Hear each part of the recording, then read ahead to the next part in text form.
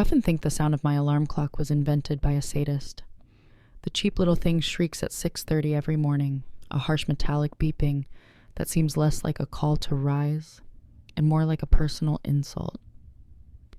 Some mornings I fantasize about hurling it against the wall and watching it shatter into 100 pieces, like the promises my ex-husband left behind. But then I remember that I can't afford a new one, and I groan, swing my legs out of bed, and plant my feet on the cold linoleum floor of our tiny apartment. The air is damp with the faint smell of last night's reheated pasta. My son Ethan is still asleep in the bedroom we share. He sprawls diagonally across his twin mattress like a conquering king, arms flung wide, mouth open in a soft snore. 10 years old, growing fast, burning through sneakers every few months as if his bones were made of wildfire. I stare at him for a moment, torn between affection and panic. How will I keep up with him when I can barely keep the lights on? I shuffle into the kitchen, which isn't so much a kitchen as a corner of the living room that happens to have a stove. The refrigerator rattles like a man with bronchitis. Inside, it holds half a carton of milk, 2 slices of bread that looks suspiciously dry, and a jar of peanut butter clinging desperately to its last spoonfuls. I sigh. Breakfast of champions. I pour cereal into a bowl for Ethan, though it's more like dust than flakes, and I slide the bread into the toaster for myself. Coffee would be a blessing, but the jar is empty. I fill a glass with tap water, sit at the table, and pretend it's a latte. Pretending is an underrated survival skill. Mom? Ethan's voice floats from the bedroom, muffled and sleepy. A moment later, he appears in the doorway, his hair a brown tangle, his pajamas covered in dinosaurs. His eyes, big, hazel, hopeful, land on me. Can I take a sandwich for lunch today instead of fruit? I glance at the fridge.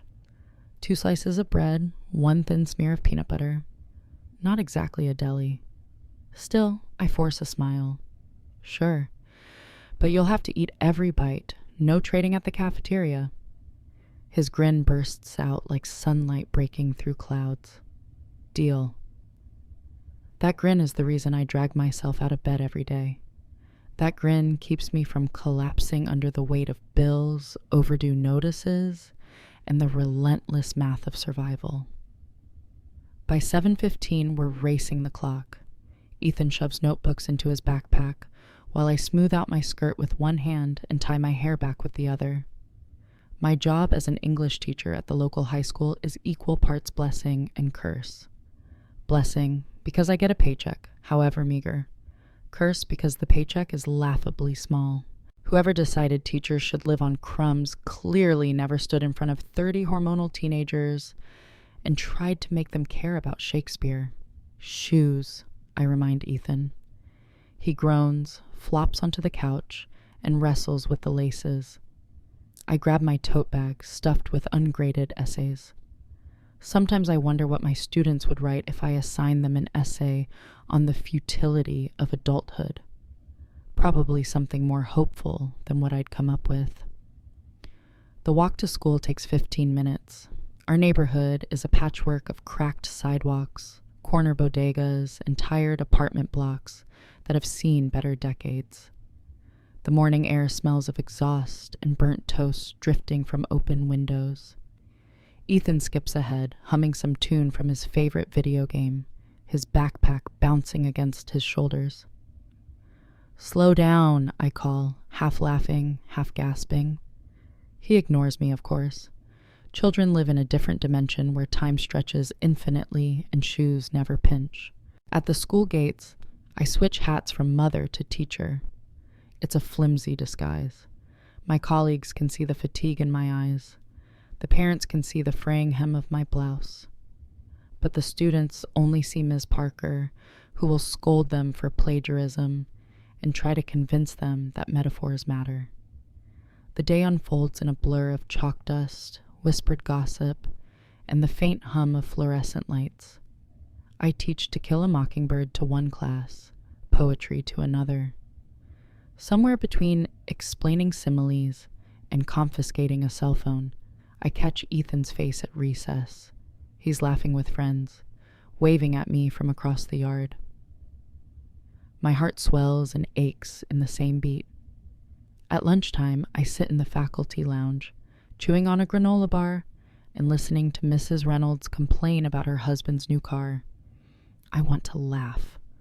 A car. Imagine having the luxury of arguing about which color leather seats to choose. My battles are fought at the grocery store, in front of the clearance rack, calculator in hand. By the final bell, my voice is hoarse. Students trickle out, slamming lockers, their chatter echoing down the halls. I gather my things, thinking about the unpaid electric bill waiting on the kitchen table, thinking about the landlord's thinly veiled threats, thinking about the call I missed yesterday from some unknown number that my gut tells me isn't good news. Ethan bounds toward me, breathless, holding a paper airplane. "Look, Mom, it actually flies straight," he says, and he launches it down the hallway. It soars with unexpected grace, landing near the janitor's cart. He beams as though he's just discovered flight itself. I laugh, because what else can I do? That laugh is real, though, unexpected, healing, and for a moment the world doesn't feel like it's crumbling. We walk home together, hand in hand. The sky is turning gold, the kind of soft light that makes even broken sidewalks look almost beautiful. Ethan chatters about his science project, about how he wants to build a volcano that really erupts. I nod and in the right places, while my mind drifts to the bills, the groceries, the void in my bank account. Back at the apartment, dinner is spaghetti again. Ethan doesn't complain. He twirls noodles with gusto, cheeks smeared with sauce. I watch him and think, maybe love is enough. Maybe if I just keep going, we'll be okay. But when he's asleep, sprawled across his bed with his dinosaur blanket tangled around his legs, I sit alone at the kitchen table with the pile of unopened envelopes. My stomach knots. I tear one open. Final notice. The words are bold, merciless. My hands tremble. It isn't the electricity this time. It's worse. It's a letter from the debt collectors naming me as responsible for the company my ex-husband abandoned. Numbers swim on the page, numbers I cannot fathom paying back in 3 lifetimes. I press the letter flat, as if that might change its meaning. My ex vanished into the horizon months ago, leaving behind nothing but empty promises and this suffocating debt. And now it's mine. My throat tightens. My first instinct is denial. Maybe it's a mistake. Maybe they'll forget about me. But the weight of the envelope, the stark black print, tells me otherwise. I'm on the hook. A noise jolts me from my panic. A knock at the door. Sharp, deliberate. My blood runs cold. At this hour? I rise slowly, heart hammering. Through the peephole I see a tall man in a dark coat, shoulders broad, presence heavy. His face is shadowed, but something about him feels disturbingly familiar. The knock comes again. And that's when I realize the storm I've been dreading isn't just numbers on paper. It has a face, a voice, and it has come to collect. The knocking didn't stop. 3 short raps, then a pause, then 3 again. Calm, deliberate. It wasn't the frantic banging of a drunk neighbor, or the sheepish tap of a delivery man who'd gotten lost. No, this was something heavier. Intentional. I froze, one hand pressed against the door, the other clutching the letter as if I could hide it by sheer will. Behind me, Ethan stirred in his sleep but didn't wake. Thank God. "Miss Parker?" a voice called, deep, low, with an edge of command that made the tiny hairs on my arms stand up. Every sensible cell in my body screamed, "Don't open it. Pretend you're not home." But the voice carried a weight that made pretense impossible. He already knew I was inside. I cracked the door open, chain still fastened, peering through the narrow gap. And there he was, the man from school, the father who had shown up after Ethan's playground scuffle last week, the father who had walked down the hall like he owned it, shoulders broad, jaw sharp as granite, eyes that missed nothing.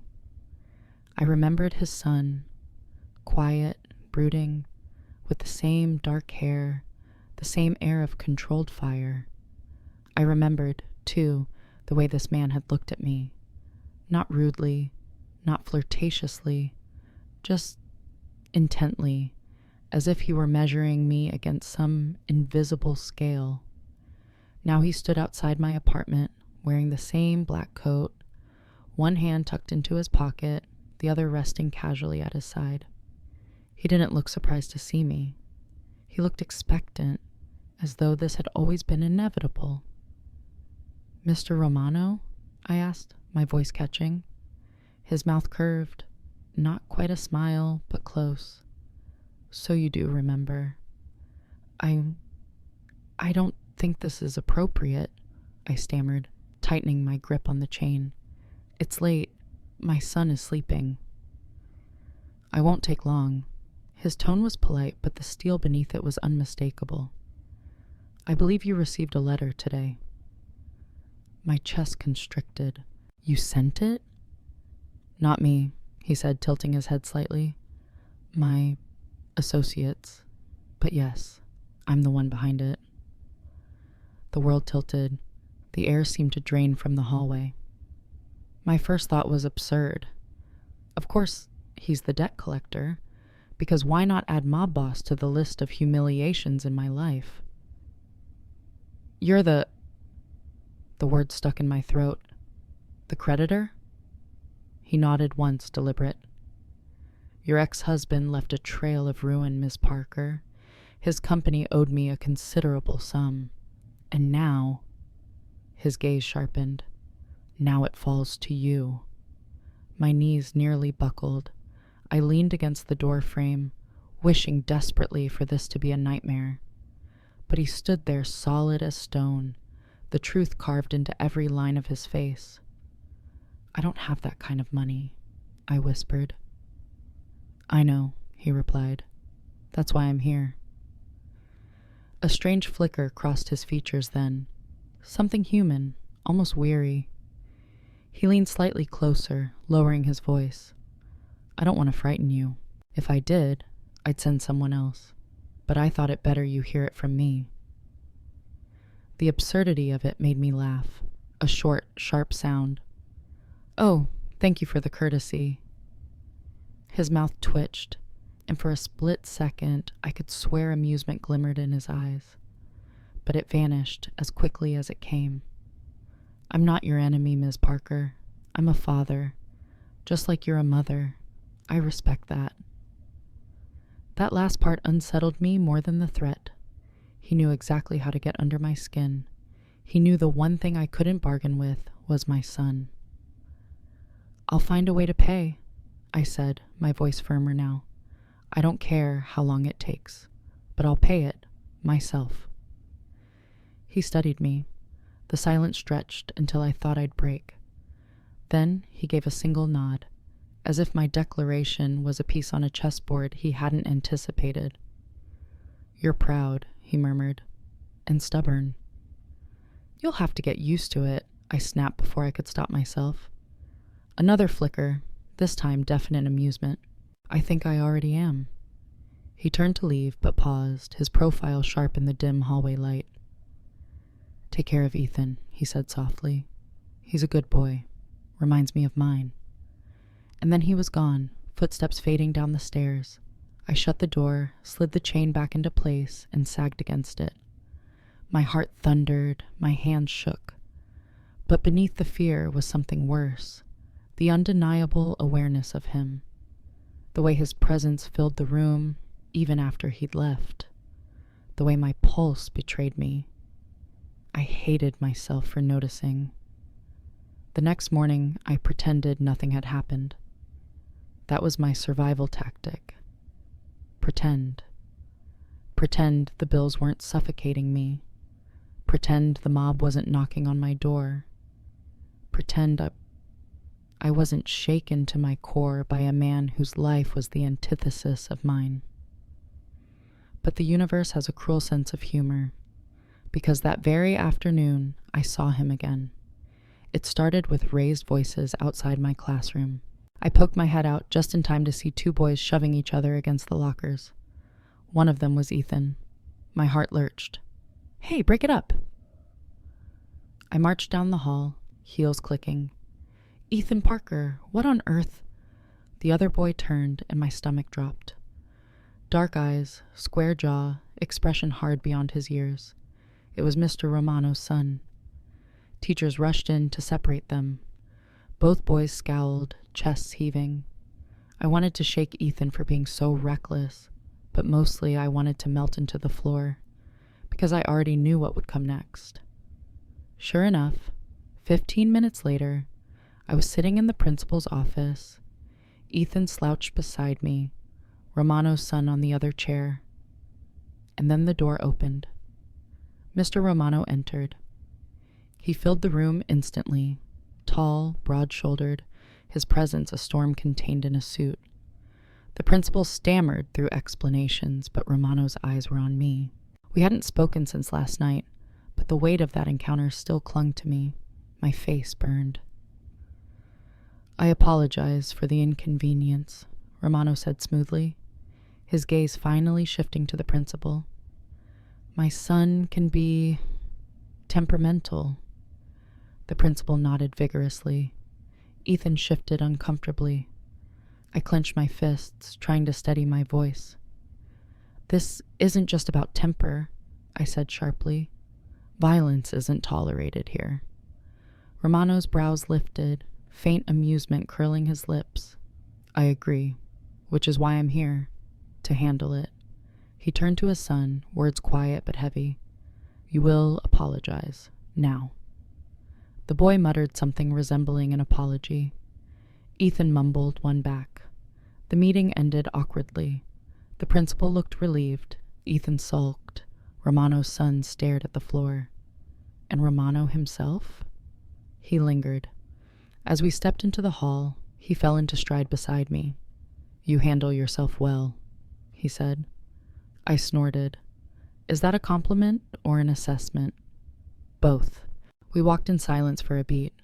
Students' laughter echoed down the corridor, a surreal soundtrack to the tension buzzing between us.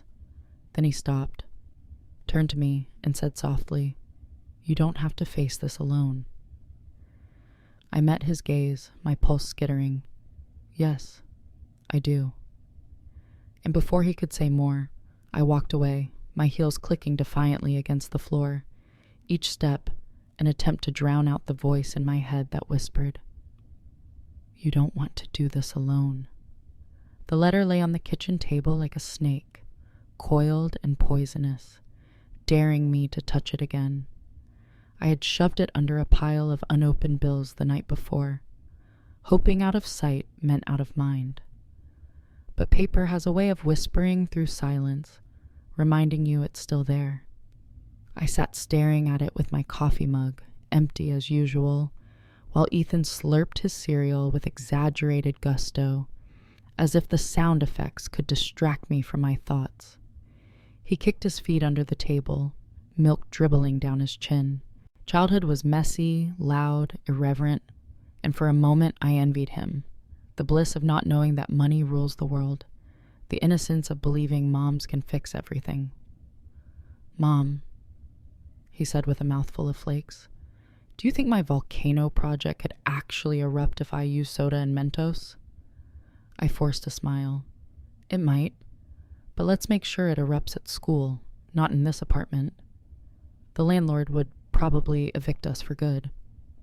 He giggled, blissfully unaware of how close those words skirted reality. When he left for school, I gathered my courage and pulled the letter free. The number stared back at me, unfeeling, merciless. Debt in the 6 figures, penalties, threats of legal action, names of companies I had never heard of, ghosts of my ex-husband's failed ventures, now resurrected to haunt me. I wanted to cry, but I'd cried enough already, during the long nights after the divorce, when Ethan was asleep and the silence pressed down on me like a weight. Tears had never paid a bill. I stuffed the letter into my tote bag next to the stack of student essays and left for work. But the numbers clung to me like burrs, scratching at my mind through every lecture, every confiscated cell phone, every sigh from the principal about budget cuts. By lunchtime, I couldn't take it anymore. I slipped out of the faculty lounge and found myself in the library, where the Wi-Fi was reliable and the lighting made everyone look a little paler than they were. I opened my laptop and searched. It didn't take long. Romano Industries, construction, real estate, rumors, court cases quietly dropped, articles that mentioned his name but never quite spelled out the shadows surrounding him, and then the whispers on smaller sites, mafia ties, organized crime, violence that never reached the newspapers but lived in every conversation in certain neighborhoods. And suddenly, the memory of his knock at my door wasn't just intimidating, it was chilling. The man I'd let into my apartment hallway, the man who had stood in the principal's office with me just yesterday, wasn't just a debt collector. He was something much bigger, a storm in human form. I shut the laptop quickly, as though the screen itself could burn me. My reflection stared back in the black glass, tired eyes, hair pulled back too tightly, worry lines carved deeper every day. I looked like a woman cornered. "Miss Parker?" I jumped. It was one of my students, a sweet girl named Lila, clutching a library book. She frowned at me. "Are you okay? You look pale." I forced a smile that didn't reach my eyes. "Just grading too many essays." She nodded sympathetically and drifted away, but her words clung. "You look pale," because the truth was, I felt it. Drained, hunted, as though Romano's shadow had slipped under my skin. That evening, I walked home with Ethan, trying to hide my unease. He chattered about soccer practice, about how one of his friends swore he could juggle a ball 20 times without dropping it. I nodded, smiled in the right places, but my mind was still on the numbers. At home, I cooked pasta again. Tomato sauce from a can, noodles from a box. Ethan didn't complain.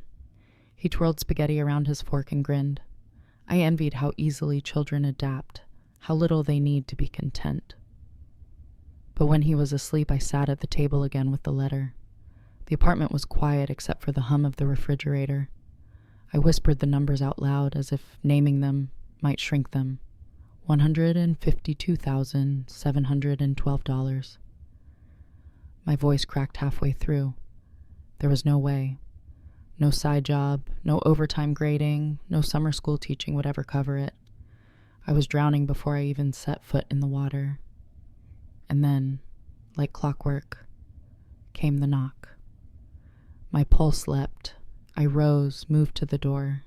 When I opened it, without the chain this time, Romano was standing there again. Black coat, dark eyes, that unnerving calm. He looked as though he belonged to a different world than this tired hallway, with its peeling paint and flickering light.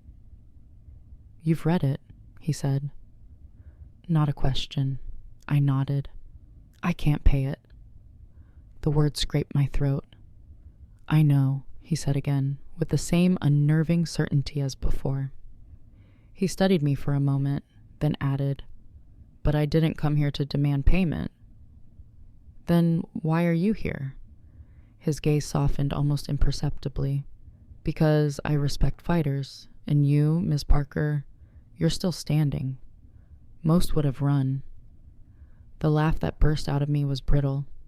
"Run where? Debt follows you. Bills have longer legs than people." He smiled then, a real smile, small and fleeting, but enough to transform his face. "You have humor. Good. You'll need it." I folded my arms, leaning against the doorframe. "What do you want from me?" His eyes locked on mine. "Nothing. Not yet. That yet slithered into my bones, but before I could argue, he gestured toward the apartment. May I? Every rational thought screamed no. But something else, something I hated to admit, hesitated. Against my better judgment, I opened the door wider. He stepped inside, scanning the small space with a gaze that saw too much. The peeling wallpaper, the clutter of Ethan's schoolbooks, the single lamp casting weak light over the table where the letter still lay. He walked to it, picked it up, glanced at it as though it were nothing but a grocery receipt. Then he set it back down. This paper means less than you think. I blinked at him. It's my life. Noel, he said quietly, turning back to me. Your life is in that bedroom, sleeping, breathing, dreaming about volcanoes. The words hit harder than any threat. My throat tightened.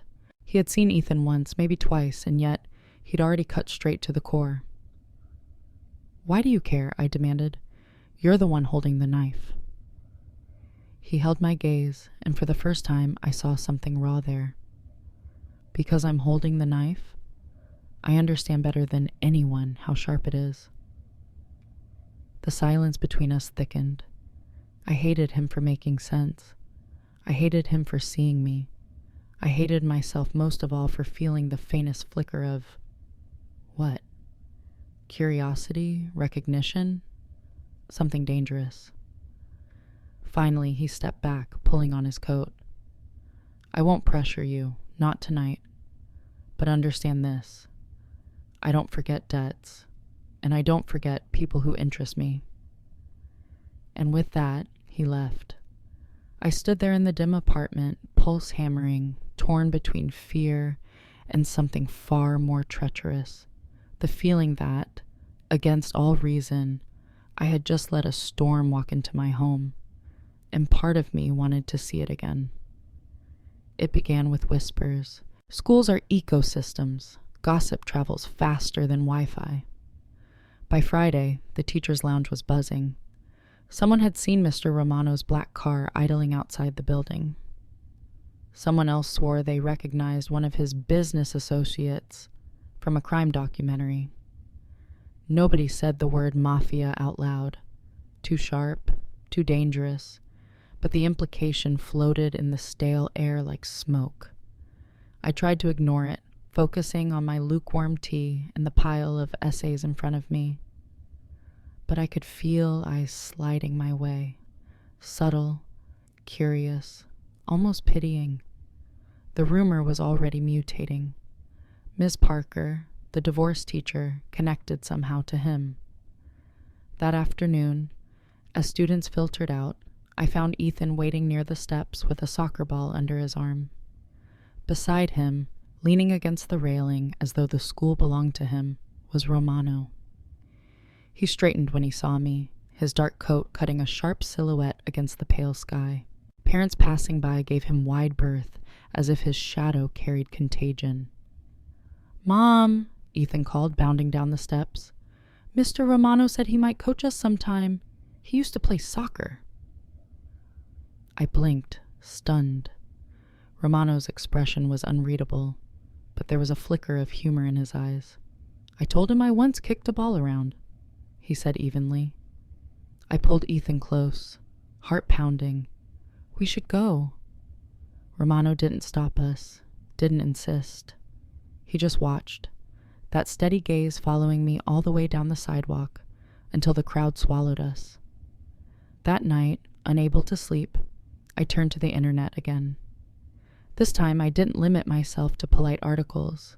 I dug deeper, past the headlines, into forums, comment sections, even half-abandoned blogs with fonts straight out of the 90s. His name surfaced again and again. Allegations, deals gone sour, properties built overnight, funded by cash nobody could trace, and darker things written in careful euphemism. A man you don't cross. Justice handled outside the courts. Families that disappeared. My stomach turned. It wasn't just rumor. It was a pattern, consistent, undeniable.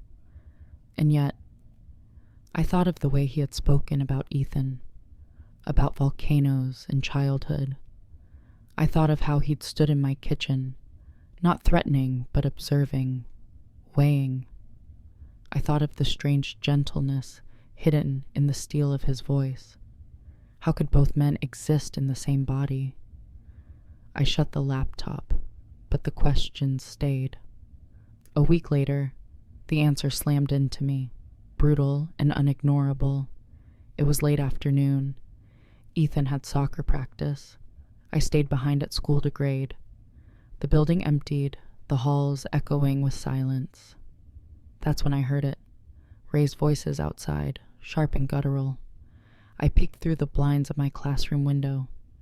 2 men stood near the parking lot, gesturing wildly. One of them I didn't recognize, stocky, with a scar cutting across his cheek. The other was Romano. I couldn't hear the words, but I didn't need to. The aggression was unmistakable, a storm vibrating in the air between them. Then, in a movement so fast I almost missed it, the scarred man lunged. Romano didn't flinch. He caught the man's wrist, twisted, shoved him back against a car with a force that rattled the frame. I gasped. Romano leaned in, voice low, deadly calm. The other man stilled. Moments later, he released him, and the scarred man staggered away, muttering curses I couldn't catch. Romano adjusted his coat, smooth and unhurried, as though he'd just finished tying his shoes. Then he looked up. Our eyes met through the window. My breath caught. He had known I was watching. For a heartbeat, neither of us moved.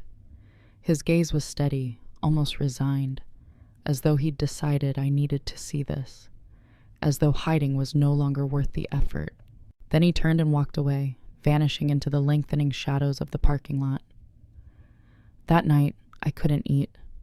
Pasta sat untouched in my bowl, while Ethan slurped happily, chattering about practice. I nodded in all the right places, but inside I was trembling. There was no denying it now. Romano wasn't just a man with rumors trailing him.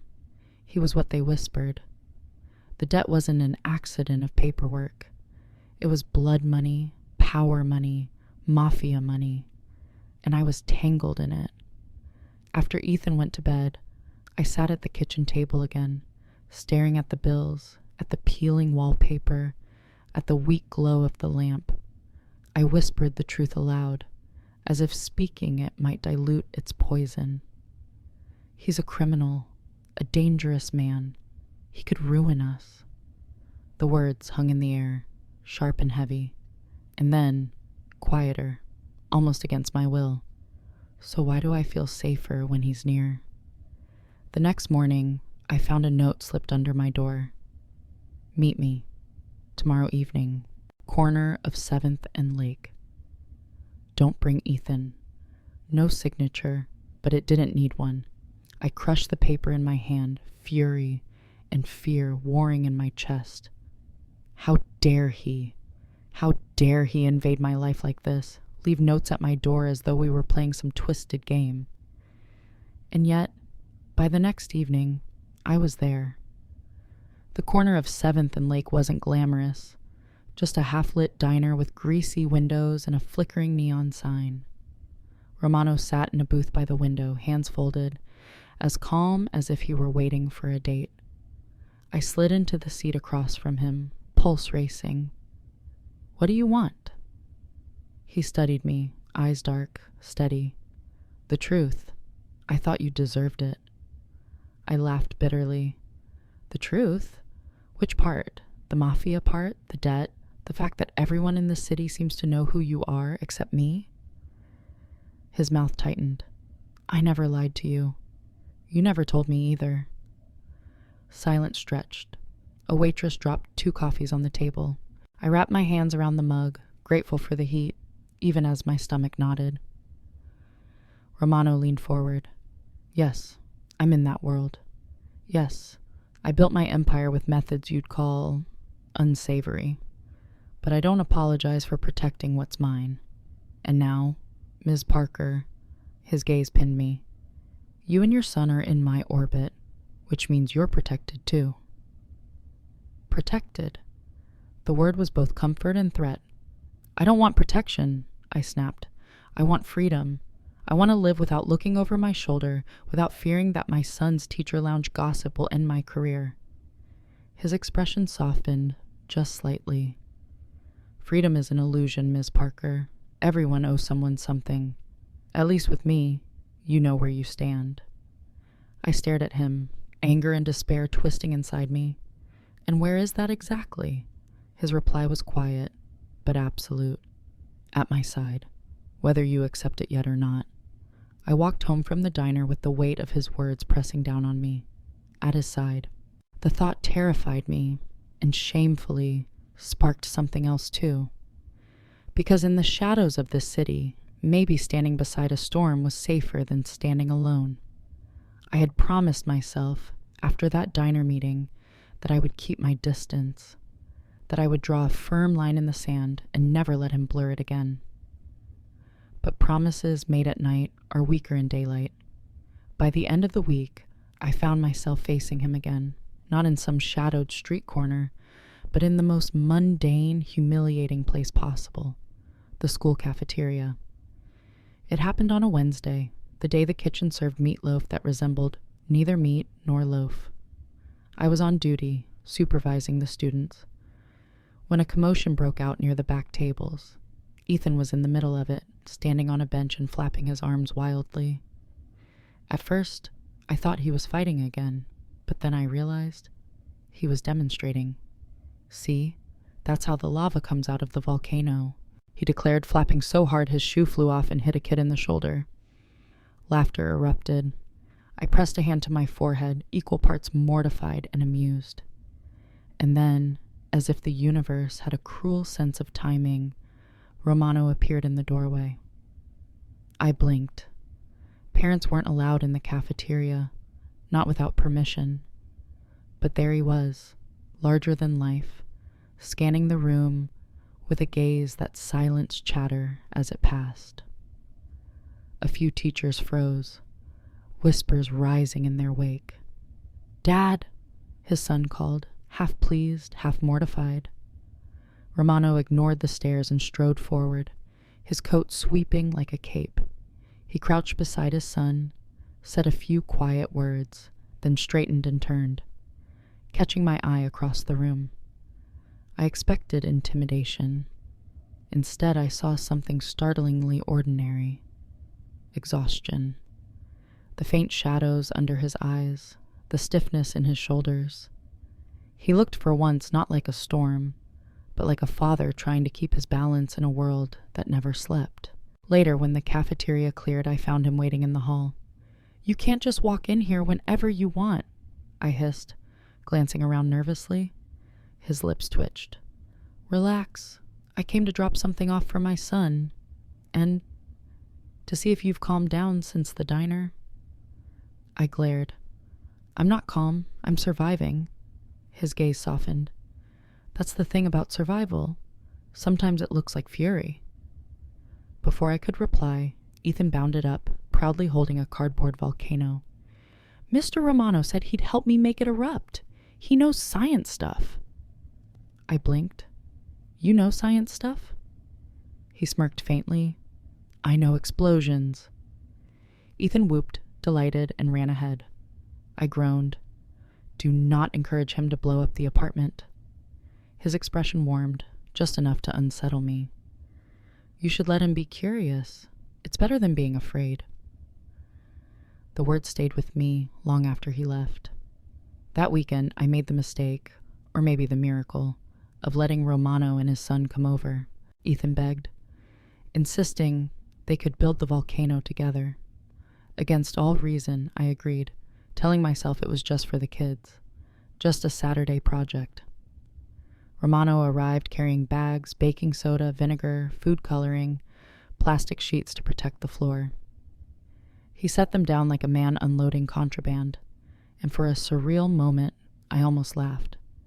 The great and terrible Romano feared across the city, kneeling on my linoleum floor with a roll of duct tape and a bottle of red dye. The boys worked like scientists, Ethan chattering nonstop, Romano's son quietly focused. Romano himself crouched beside them, sleeves rolled up, his large hands surprisingly careful as he measured powder into cups. I watched from the couch, arms folded, torn between suspicion and something far more dangerous, tenderness. "Ready?" Ethan shouted. Romano nodded, and they poured the vinegar. The volcano erupted, foam spilling, fizzing, red and frothy across the tray. The boys shrieked with delight, clapping.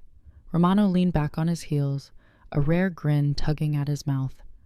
I laughed despite myself. "Congratulations, you've destroyed my kitchen." He glanced at me, grin still in place. "Worth it."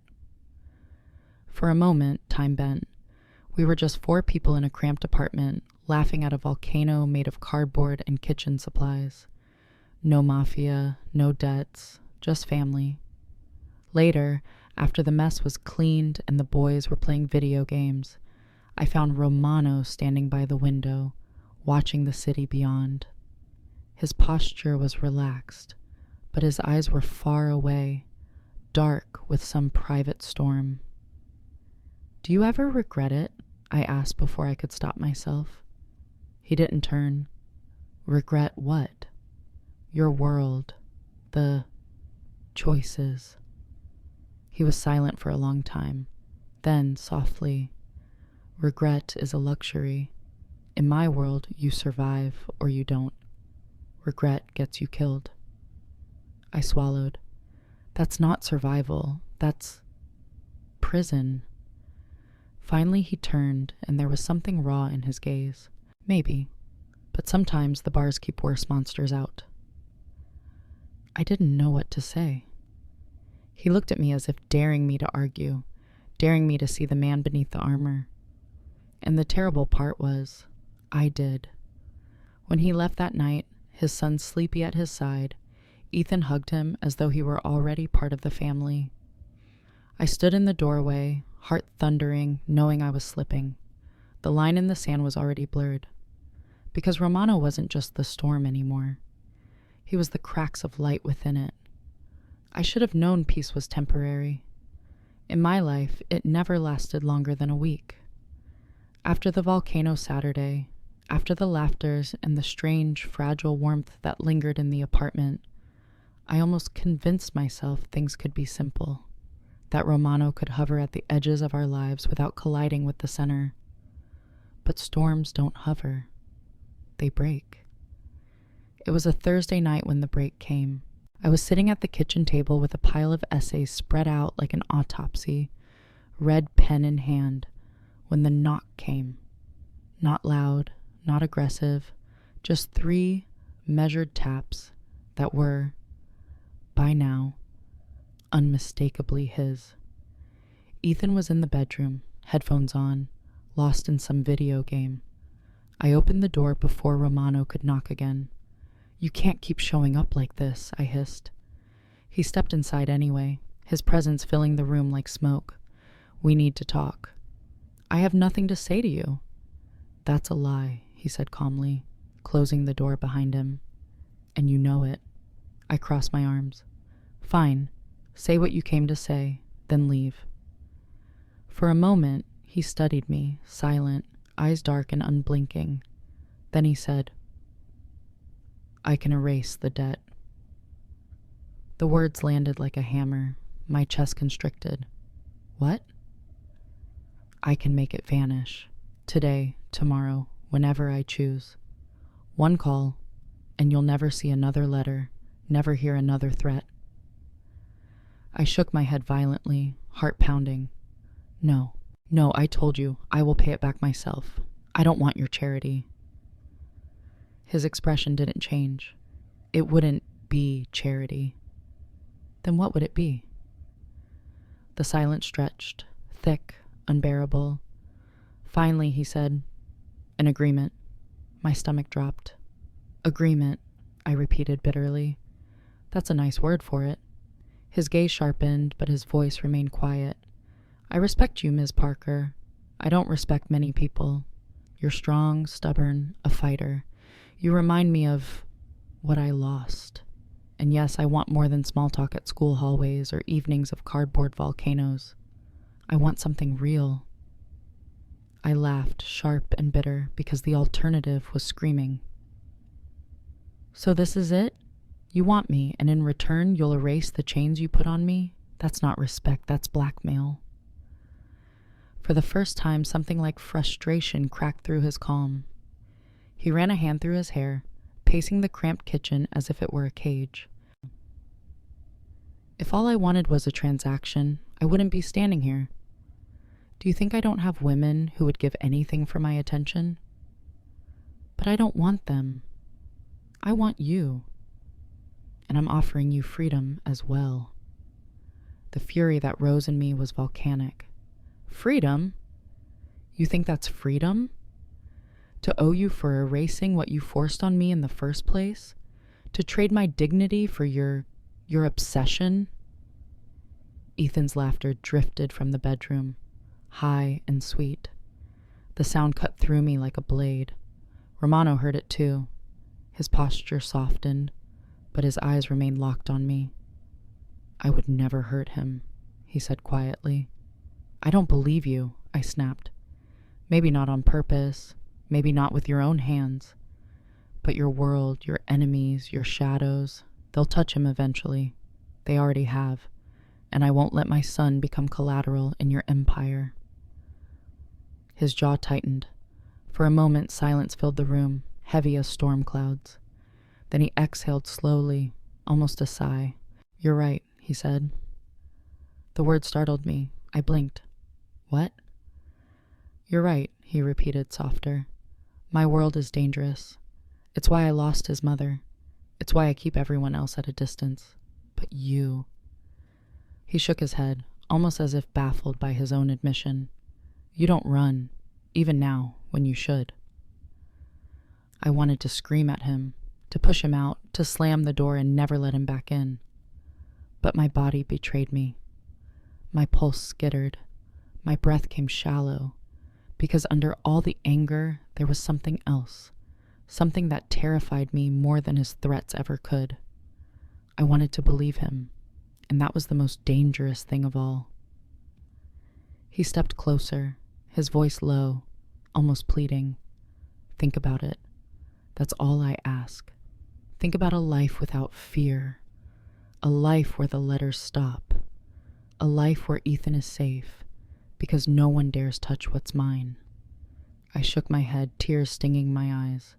I don't want to be yours. His gaze softened, but there was steel beneath it. You already are.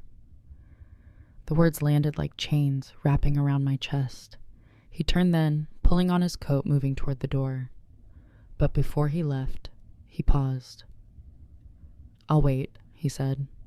Not forever, but long enough. Then he was gone. I collapsed into the chair, trembling, furious, terrified, and something worse, tempted, because he wasn't wrong. The bills on the table glared at me. The letters, the numbers, the weight of a debt I could never repay. And the memory of his voice lingered. One call and it all vanishes. That night I couldn't sleep. I lay awake, staring at the ceiling, listening to Ethan's soft breathing from across the room. My son, my reason, my anchor. Could I really gamble his safety on pride? Could I really keep clawing at survival when Romano was offering me a shield? I hated myself for even asking. By morning, my resolve was paper thin. I went through the motions, coffee, cereal, the walk to school, smiling for Ethan, greeting colleagues, grading essays. But inside, the battle raged. At lunch, Mrs. Reynolds complained about her husband snoring, and I almost laughed. Imagine having the luxury of snoring as your worst problem. My problems wore black coats and left notes under doors. When the final bell rang, I found Romano waiting outside again, not close enough to scandalize, not far enough to ignore. His son stood beside him, shifting his backpack, shooting Ethan a shy half-smile. Romano didn't approach me. He just met my gaze across the crowd of teenagers, parents, cars. His eyes said everything. I'm here. I'll keep being here until you decide. And in that moment, I realized the most terrifying truth of all. I already had decided.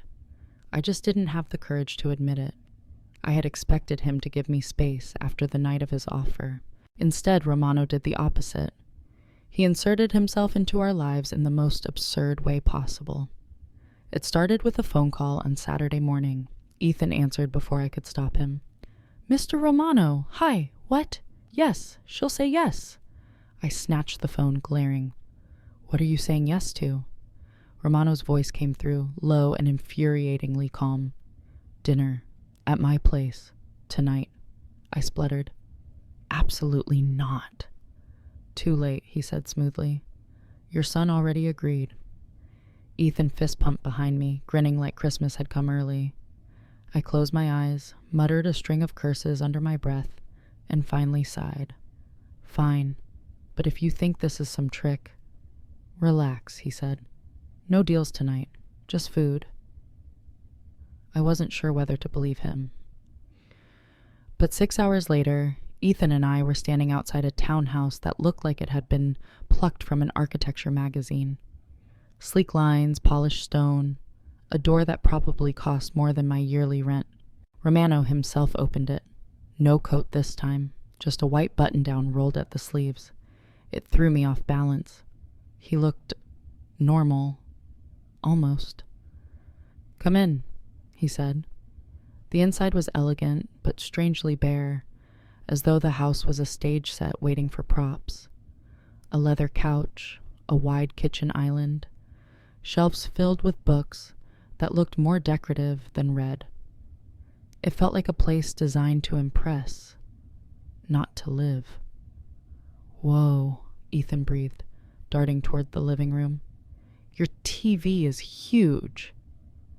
Romano's son trailed behind, quiet as ever. Romano watched them go, then turned to me. "He makes himself at home quickly." "He doesn't know better," I said dryly. "He's 10. His lips curved. "It's a gift." Dinner was a disaster, and not for the reason I expected. Romano insisted on cooking. I had braced myself for some elaborate gourmet meal delivered by silent staff. Instead, he rolled up his sleeves, opened the fridge, and began pulling out ingredients, like a man preparing for war. "Do you even know how to cook?" I asked, arms crossed. "I can follow instructions." "That's not the same thing." He ignored me, grabbing a cutting board. Within minutes, the kitchen looked like a crime scene.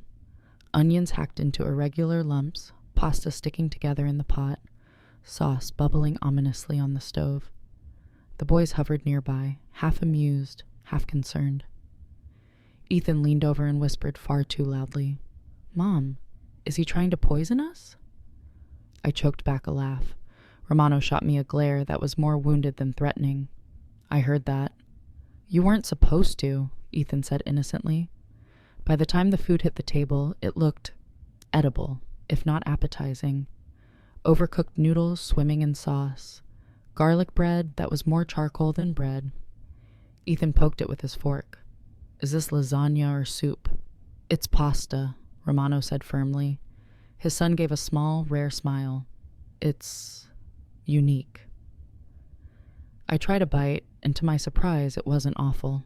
Too salty, yes, but warm, filling, real. I looked up and caught Romano watching me like my opinion mattered more than anyone else's. Against my will, I smiled. Not bad. His shoulders relaxed, and for the first time since I'd met him, he looked almost shy. After dinner, the boys retreated to the living room with video games, their laughter drifting down the hall. Romano and I sat at the table with mugs of coffee. Real coffee, rich and dark, not the instant kind I usually gulp. "You really can't cook," I teased. He smirked. "Then teach me." The suggestion caught me off guard. "You? Take lessons?" "From you," he said simply. I shook my head, laughing softly. "You're impossible. Maybe, he said, leaning back, but not immovable. For a moment, the kitchen was quiet, except for the hum of the refrigerator. His gaze was steady, warm, in a way that disarmed me more than his threats ever had. You let your guard down tonight, I said softly. So did you. I hated that he was right. Later, as we gathered the boys to leave, Ethan was practically glowing. That was the best night ever. Can we come again? Can Mr. Romano cook again? I groaned. Sweetheart, I don't think Mr. Romano's cooking is something we should repeat too often. Romano raised a brow, amused. I'll get better. Promise? Ethan asked. Romano crouched down, meeting my son's eager gaze. Promise. It was a small exchange, but it lodged itself in my chest like a splinter. This man, this dangerous, terrifying man, was letting my son see a side of him no one else did. And worse, my son adored him for it. As we left, Romano's hand brushed mine, just lightly, as though by accident. My pulse jumped. I pulled away quickly, heart racing, telling myself it was nothing. But I knew better. Back at home, after Ethan had fallen asleep with a smile still plastered on his face, I sat in the dark, replaying the evening in my mind. The laughter, the disaster dinner, the flicker of shyness in Romano's eyes. And I hated how much I wanted to see it again. By Monday morning, I felt lighter. It was foolish, reckless, and dangerous, but after Saturday's dinner, I caught myself humming while making Ethan's breakfast. For once, I didn't feel the weight of numbers pressing on my chest. That illusion lasted until I walked into the school. The moment I stepped into the teacher's lounge, conversations faltered. Coffee cups froze halfway to lips, papers shuffled too quickly, and eyes darted toward me, then away. It was the same silence that falls right before a storm breaks. I forced a smile, set my bag on the counter, and poured myself weak coffee. Morning. A few mumbled greetings followed, but the air was thick with what wasn't being said. Finally, Mrs. Reynolds, never one to whisper when she could dramatize, leaned in conspiratorially.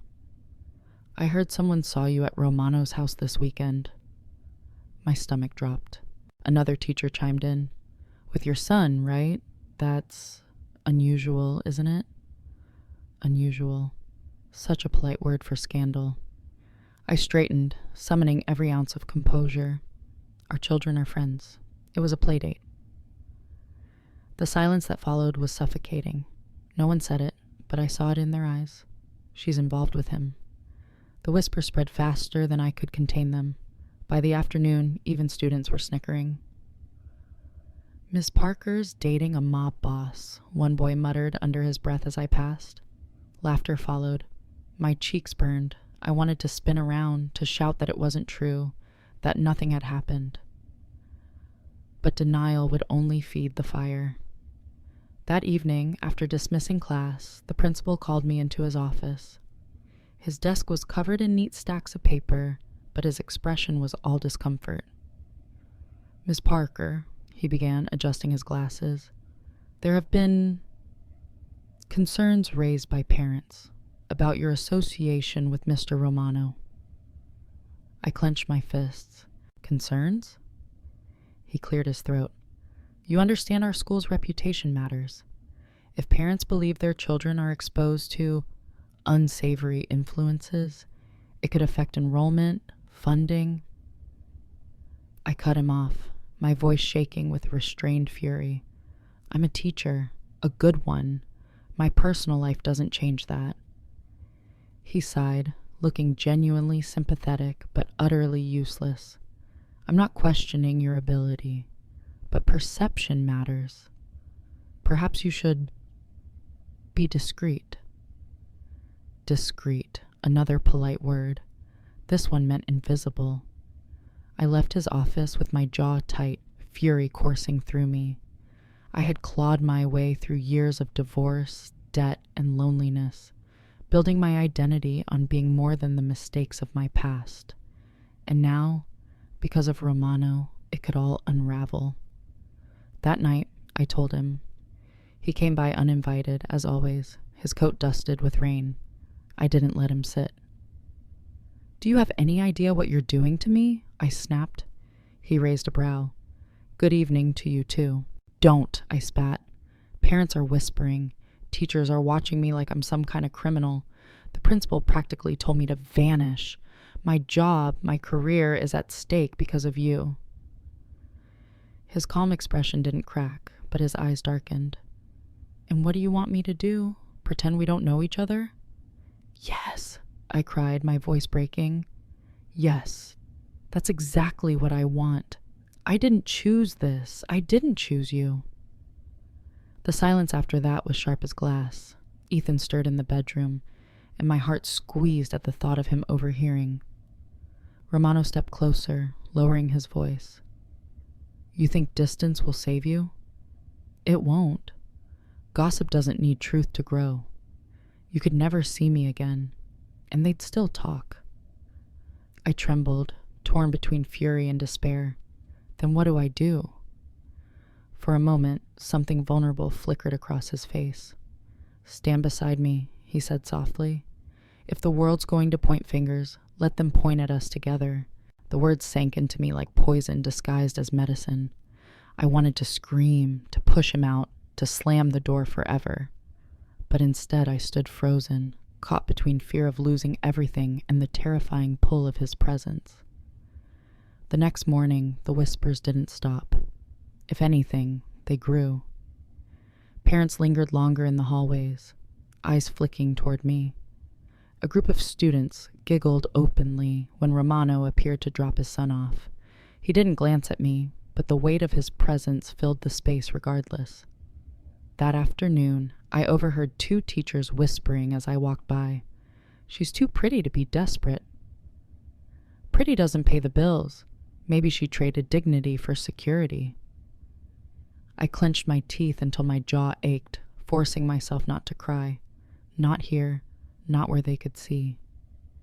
That evening, when Ethan asked innocently if Mr. Romano could come over again, I nearly said no. But then I saw the hope in his eyes, the joy Romano's presence brought him, and I couldn't. "Maybe," I said softly, hating myself for the weakness in my voice, because the truth was, despite everything, the whispers, the judgment, the risk, I wanted to see him again too, and that terrified me more than all the gossip in the world. It began on a Tuesday, gray and ordinary, the kind of morning where the city seemed half asleep, where I trudged through classes on autopilot, reminding freshmen for the 100th time that metaphors weren't the same as similes. I was halfway through confiscating a contraband energy drink when the school secretary appeared in my doorway, pale and breathless. "Ms. Parker," she said, voice shaking, "you need to come. It's Ethan." The room tilted. My pen slipped from my hand. I barely registered the students' murmurs as I bolted down the hall. I found him in the nurse's office, sitting on the cot, clutching an ice pack to his temple. His face was pale, his eyes wide, but he was upright. Relief slammed into me so hard, I nearly collapsed. "What happened?" I demanded. The nurse hesitated. Ethan's lips quivered. Finally, he whispered, "2 guys were waiting outside. They grabbed me." My blood turned to ice. "What do you mean, grabbed you?" "They tried to pull me toward a car," he said, voice trembling. "I yelled, and some kids ran to get help. Then they pushed me down and ran." I pressed him to me, heart hammering so hard I thought it might break my ribs. Rage and terror battled in my chest. This wasn't random. This wasn't coincidence. This was Romano's world crashing into ours. I called him that night, my voice shaking with fury. He answered on the first ring. "What happened?" I snapped, not bothering with pleasantries. He was silent for a beat. Then, Where is he? Safe. I spat, bruised, scared, and this is on you. I'll handle it. His voice was calm, but underneath I heard something new. Raw, dangerous anger. No, I shouted. You don't get to handle it. This is my son, my life. And your world just tried to drag him into a car. He exhaled sharply, as though forcing control back into his voice. Listen to me. This wasn't supposed to touch you. It won't happen again. Supposed to? I laughed bitterly, tears stinging my eyes. That's your excuse? Do you even hear yourself? I'll keep him safe. I shook my head, trembling. You're the reason he's in danger. For once, his voice broke. You think I don't know that? The silence on the line was jagged. Then he said softer, Give me tonight. I'll deal with this. I hung up before I could answer, before the part of me that wanted to believe him could betray my better judgment. The next day, whispers turned to shouts. Parents stormed the office demanding answers. The attempted abduction was all over the local news. Rumors mutated into something uglier, that Romano's enemies were targeting my son because I was involved with him. The principal cornered me after lunch, his face grave. Ms. Parker, I'm sorry, but this is untenable. The board is demanding a review. Parents are threatening to pull their children unless what? I snapped. Unless you distance yourself from him. Publicly. The words landed like knives. I wanted to scream that I wasn't with him, that this wasn't my choice, but the truth hung in the air. I hadn't distanced myself. I had let him into our lives, and now Ethan had a bruise on his temple to prove it. That evening, Romano showed up at my door. I almost didn't let him in. Almost. But Ethan was asleep, and my fury needed a target. You don't get to waltz in here like some savior, I hissed the moment the door closed. This is your fault. His eyes were darker than I'd ever seen them, shadows carved deep into his face. They touched him, he said quietly, deadly. They won't again. I shook my head, voice breaking. You can't just erase this with threats and violence. My son isn't a bargaining chip in your war. He stepped closer, his voice fierce but low. He's not a bargaining chip. He's yours. And that means he's under my protection now. I swear to you, I'll burn the city down before I let them touch him again. My breath caught. I hated him for the vow, for the way my pulse quickened despite everything. But more than that, I hated the truth in his words, because part of me believed him. Do you even hear yourself? I whispered. You talk about burning cities like it's normal, like it's love. He stared at me, jaw tight. Sometimes love looks like fire. And for the first time I saw it, the raw desperation beneath his control. He wasn't untouchable. He wasn't invincible. He was a man terrified of losing the fragile thing he'd found in us. But I was terrified too. Because fire doesn't just protect, it consumes. That night, after he left, I sat on Ethan's bed watching him sleep. His face was peaceful, the bruise fading. I stroked his hair, whispering promises I wasn't sure I could keep. I'll keep you safe, I murmured, even if it means walking away from him, especially if it means that. But deep down, a treacherous voice whispered another truth. Maybe safety wasn't possible anymore. Maybe the only choice was whether to face the fire alone or at his side. After the attempted abduction, I did what I always do when life spins out of control. I worked. If fear was fire licking at my heels, then work was water. It drowned everything else, at least for a while. I volunteered for extra tutoring hours, took on weekend exam prep sessions, even agreed to grade practice essays for another teacher who claimed she was swamped. My nights blurred into stacks of papers, my mornings into weak coffee and aching eyes. The more I worked, the less I thought about Romano, about his vow to burn cities, about the way his voice had cracked when he swore to protect Ethan. The irony, of course, was that all this work brought in pennies compared to the mountain of debt waiting for me. But still, I clung to it. Every extra check, no matter how small, was a brick in the wall I was trying to build between me and him. Ethan noticed. "Mom," he said one night, climbing onto the couch beside me, "you look tired." "I'm fine," I said automatically, red pen hovering over another half-hearted essay about Romeo and Juliet. "You said that yesterday," he replied, "and the day before. You don't smile anymore." The words pierced me more sharply than any bill ever had. I set the paper down, looked at his wide, hazel eyes. He was too young to carry worry lines in his gaze, but there they were, faint but forming. I pulled him into my arms, kissing the top of his head. "I'm just trying to make things better for us. Does working all the time make it better?" I swallowed hard, because I didn't have an answer that wouldn't sound like a lie. At school, the whispers hadn't faded.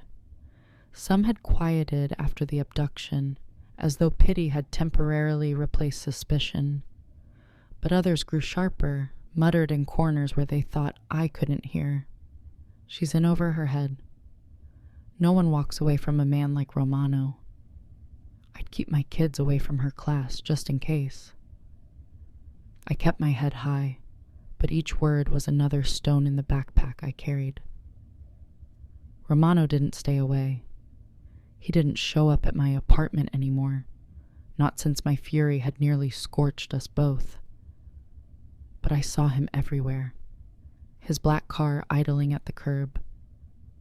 When school let out, his son lingering longer at dismissal, giving Ethan small smiles of solidarity, and always, Romano's gaze across the crowd, steady, patient, waiting. He never approached, not directly. He was giving me space, or maybe giving me rope to hang myself with. I didn't know which. One Friday evening, exhausted, I finally cracked. I'd been offered another tutoring job, late-night sessions at the library for a group of seniors prepping for college entrance exams. The extra money was tempting. But as I stood at the sink, scrubbing pasta sauce from a pot, Ethan tugged at my sleeve. "Do you have to go again?" he asked quietly. I looked down at him, at his small frame, his pleading eyes, and in that moment, I saw what I had been doing, working myself into the ground, convincing myself it was for him, while actually robbing him of me. "I'll stay," I whispered, setting the pot down. His face lit up, and the guilt nearly crushed me. That night, while Ethan slept, I sat in the dark with the bills spread across the table. I added up numbers, scribbled, calculated, recalculated. No matter how I turned them, the answer was always the same: impossible. I buried my face in my hands. For all my pride, for all my effort, I wasn't moving the needle. I was running in place, wearing myself down to bone, while the mountain loomed untouched. The sound of my phone vibrating startled me. Romano's name glowed on the screen. I didn't want to answer. I didn't want to hear his voice, smooth and steady, reminding me of the offer I swore I'd never take. But my thumb betrayed me. I pressed accept. "You're breaking yourself," he said without preamble. I stiffened. "You've been watching me?" "I don't have to. I can hear it in your voice, see it in your face." "You don't know me. Then why are you answering my calls in the middle of the night?" The silence stretched. My throat tightened. Finally, I whispered, "Because I don't know what else to do." His voice softened. "Then let me help." I closed my eyes, hating him for offering, hating myself for wanting to say yes. The next morning, I resolved to resist again. Pride was all I had left, and I clung to it like a drowning woman. I worked, I smiled, I pretended, but pride has a cost. And I was starting to realize it wasn't just mine I was paying, it was Ethan's too. By the time autumn pressed its chill into the city, I was unraveling. On the surface, I looked functional. Lessons delivered, papers graded, bills at least opened before being stacked on the counter. But underneath, the threads were fraying. Every knock at the door jolted my heart. Every car idling too long outside the school made me sweat. Every time Romano's shadow fell across a hallway, my pulse betrayed me. I told myself I hated him, that every step closer he took was another nail in the coffin of my career, my dignity, my sanity.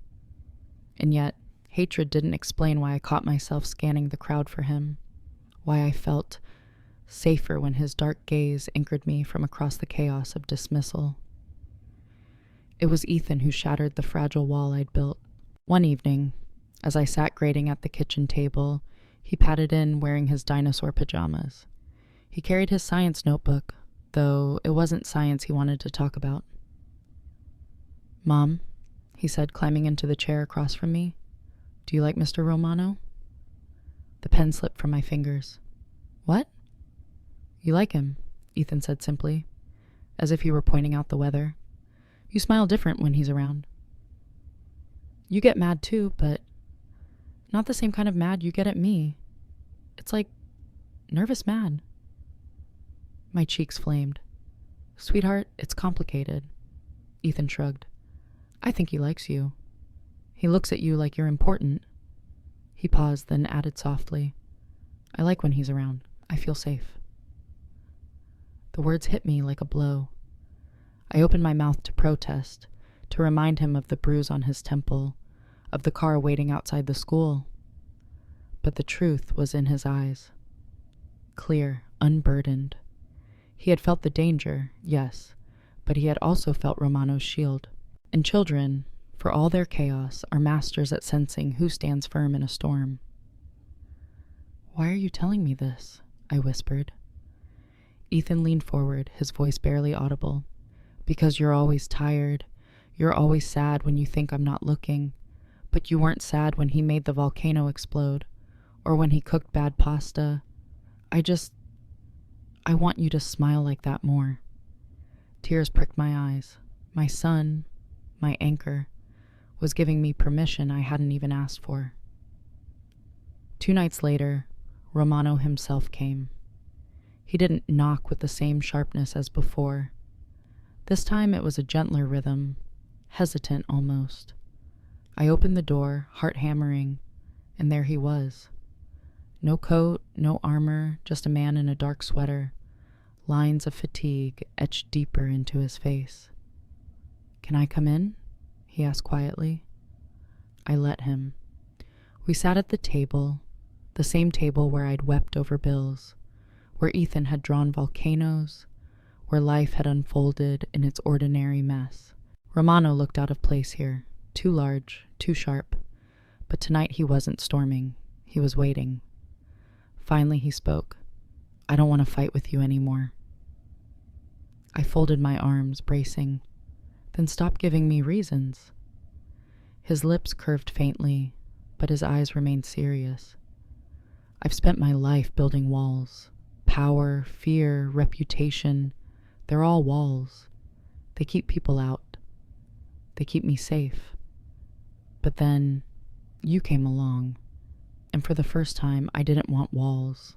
I wanted something else." I swallowed hard. "Why me?" "Because you don't flinch," he said simply. "You look me in the eye when everyone else looks at the floor. You argue. You laugh. You make me remember I'm not just a man with enemies. I'm a father, and I could be more." His voice cracked then, just slightly. "And I want that more with you." The silence that followed was unbearable. My heart thudded in my chest, torn between terror and something dangerously close to hope. "I can't just forget what you are," I whispered. "The things you've done." "I'm not asking you to forget," he cut in gently. "I'm asking you to let me be more than that. With you. With Ethan." At the sound of my son's name, my defenses crumbled further. I thought of Ethan's notebook, his earnest voice. I just want you to smile like that more. Romano reached across the table then, not forceful, not demanding, just laying his hand palm up between us. An invitation. My breath caught. The part of me that was teacher, mother, protector, screamed to push it away. But the part of me that was woman, the part I'd buried under years of survival, ached to take it. For a long moment, I hovered on the edge. Then, slowly, trembling, I laid my hand in his. His fingers closed around mine, warm, steady. And in that touch, I felt both the danger and the promise, fire and shield, storm and shelter. We sat like that for what felt like forever, until Ethan's sleepy voice drifted from the bedroom. "Mom!" I jumped, pulling my hand back. Romano's expression softened. No anger, no disappointment, just patience. "Go to him," he said quietly. "I'll wait." And in that moment, I realized the choice wasn't about debt or whispers or even danger. It was about whether I was brave enough to let myself live again. And for the first time in years, I thought maybe I was. The city was shifting toward winter. Leaves had already fallen into brittle heaps along the sidewalks, and the air smelled of chimney smoke and cold asphalt. Every breath outside felt sharper, cleaner, as though the world was daring me to step forward into something new. And yet, I hesitated. Romano didn't push. After that night at my kitchen table, he gave me space. Not absence, never that, but space. His car didn't linger outside the school anymore. He didn't appear in my doorway unannounced. He let me move through my days with a strange, tentative freedom. But I knew he was still there, in the way teachers stopped gossiping when I entered the lounge, in the sudden quiet when parents met my eyes at pickup. His shadow hadn't vanished. It had simply stretched wider. And somehow, strangely, it frightened me less now than it had before. Ethan noticed too. "He's different," he said one evening while we worked on his homework together. "Mr. Romano, he doesn't look so angry. He looks, I don't know, lighter." I smiled faintly. Maybe that's what happens when someone stops fighting all the time. Ethan grinned. "Like you." The words hit deeper than he realized, because he was right. Somewhere between the bills and the whispers and the impossible mountain of debt, I had stopped fighting quite so hard, and in that small surrender, I had found air again. It was a Saturday when Romano invited us both to dinner again. I almost said no. Fear still coiled in my chest, but Ethan's hopeful face disarmed me, so we went. This time, the house didn't feel like a stage set, maybe because Romano had left traces of life scattered across it. His son's shoes by the door, a jacket tossed on the back of the couch, even a half-finished crossword on the counter. Small, ordinary things, the kind of clutter that makes a home instead of a fortress. He cooked again. It was still a disaster. The pasta was gummy, the bread half-burned.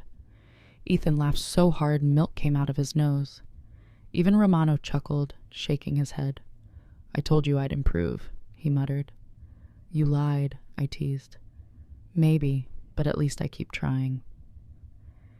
And something in the way he said it made my chest tighten, because it wasn't just about food, it was about everything. After dinner, the boys disappeared into the living room with video games. Romano and I lingered in the kitchen, cleaning plates side by side. "You don't have to," I murmured when he reached for a dish towel. "I want to," he said simply. The silence stretched, warm instead of sharp this time. Finally, I turned to him. The debt. His hand stilled. He didn't look at me. "I can't accept it gone for nothing," I continued. "I won't. I need to pay it back. Maybe not all at once. Maybe not even in full, but something. For my dignity. For my son to see that we don't just take. Now he looked at me, eyes steady, unreadable. Then he nodded once. If that's what you need, I'll accept it. Pay what you can, when you can, on your terms. Chit-tit. Relief flooded me so strongly, I nearly sagged against the counter. Not because the debt was solved, it wasn't, but because he had given me the one thing I hadn't expected. Choice. I smiled, small but real. Thank you. He studied me for a long moment, then said softly, You don't have to thank me. Just don't run. When it was time to leave, Ethan hugged him goodnight without hesitation. Romano bent down, murmured something to him I couldn't hear, and my son beamed as though he'd been handed a secret treasure. On the walk home, Ethan skipped ahead, his breath puffing white in the cold air. Mom? Yes? Are we a family now? The question nearly stopped me in my tracks. I opened my mouth, closed it again, struggling for words. Finally, I said, We're figuring things out. But whatever happens, you and we're always a family. He seemed satisfied with that. But the weight of his question stayed with me long after he fell asleep. Later that night, I sat by the window, watching the city lights flicker. My reflection stared back, tired, lined, but softer than before. Not a woman who had lost, a woman who had endured. Romano's words echoed in my mind. Don't run. And for once I didn't want to.